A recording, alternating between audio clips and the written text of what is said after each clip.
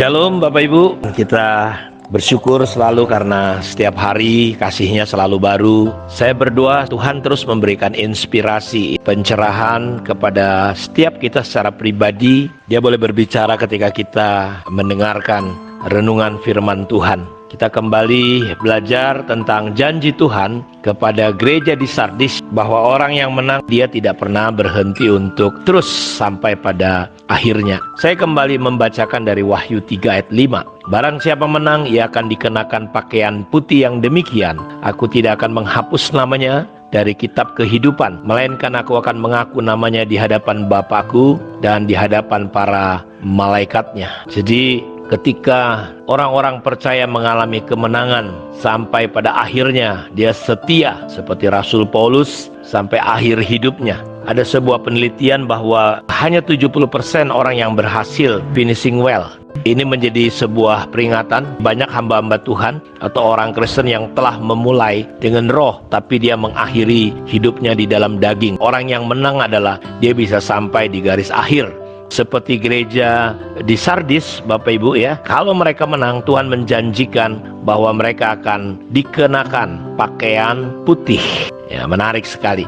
Kata putih itu menggunakan kata leukos, light, bright, brilliant, cahaya, terang, cemerlang. Kita ingat peristiwa ketika anak bungsu menghabiskan kekayaan bapaknya, pakaiannya juga kumel. Dan kalau saudara perhatikan situ, ketika dia pulang, yang pertama dilakukan oleh bapaknya adalah dia menggantikan pakaian si bungsu itu. Orang-orang yang menang pada akhirnya Tuhan akan mengenakan pakaian yang putih. Ya, dikatakan seperti liokos itu adalah pakaian yang bercahaya, pakaian yang terang, cemerlang.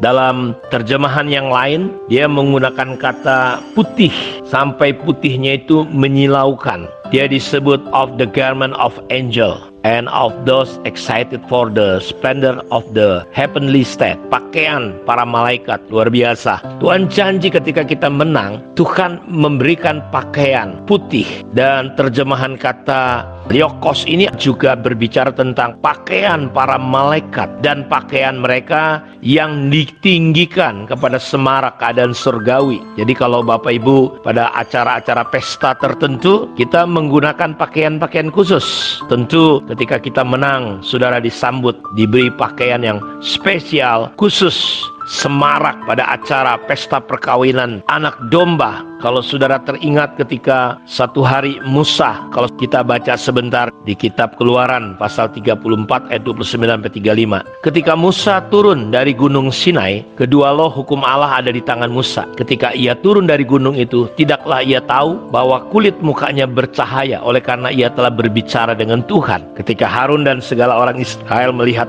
Musa tampak kulit mukanya bercahaya, maka takutlah mereka mendekati dia. Tetapi Musa memanggil mereka, maka Harun dan segala pemimpin jemaat itu berbalik kepadanya, dan Musa berbicara kepada mereka. Sesudah itu mendekatlah segala orang Israel, lalu disampaikannya lah kepada mereka segala perintah yang diucapkan Tuhan kepadanya di atas gunung Sinai. Setelah Musa selesai berbicara dengan mereka, diselubunginya lah mukanya. Tetapi apabila Musa masuk menghadap Tuhan untuk berbicara dengan dia, ditinggalkannya lah selubung itu sampai ia keluar. Dan apabila ia keluar, dikatakannya lah kepada orang Israel apa yang diperintahkan kepadanya. Perhatikan, apabila orang Israel melihat muka Musa, bahwa kulit muka Musa bercahaya, maka Musa menyelubungi mukanya sampai ia masuk menghadap untuk berbicara dengan Tuhan. Jadi kata liokos itu ya, pakaian putihnya itu sampai bersinar-sinar seperti yang kita baru saja baca dari dengan hidup Musa, bercahaya sedemikian rupa.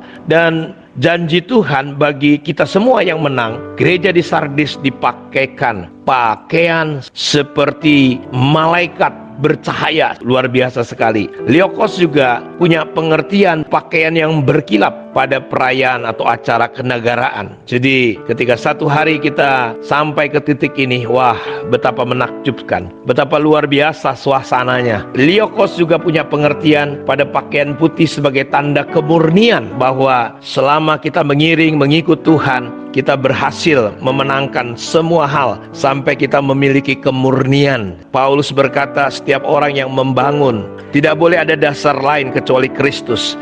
Dan orang yang membangunnya harus memperhatikan bagaimana dia membangun, ya. Bukan dengan kayu kering, rumput, jerami yang mudah terbakar, tetapi dengan emas, perak, dan berlian atau batu-batu yang mahal. Jadi pakaian putih ini bicara tentang juga tanda karena saudara memiliki kemurnian. Saya berdoa kita bisa saja gagal jatuh seperti anak yang hilang. Dalam Lukas 15 ayat 22, saya tutup dengan ayat ini. Tetapi ayah itu berkata kepada hamba-hambanya, lekaslah, bawa kemari jubah yang terbaik, pakaikanlah itu kepadanya, dan kenakanlah cincin pada jarinya dan sepatu pada kakinya. Jadi yang pertama digantikan adalah pakaian yang sudah kotor, pakaian yang bau, pakaian yang tidak layak pakai. Tuhan menggantikan dengan pakaian yang terbaik, yaitu pakaian putih, pakaian yang berkilau-kilau seperti malaikat. Dan biarlah kebenaran ini mendorong kita untuk lebih semangat untuk kita menjadi pemenang. Tuhan memberkati kita semua. Shalom.